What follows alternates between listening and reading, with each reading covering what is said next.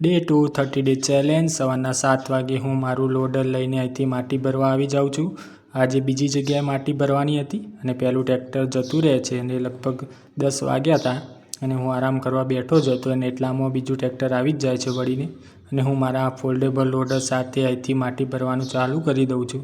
લગભગ 11 વાગ્યા હતા અને 5 ફેરા થઈ ગયા હતા।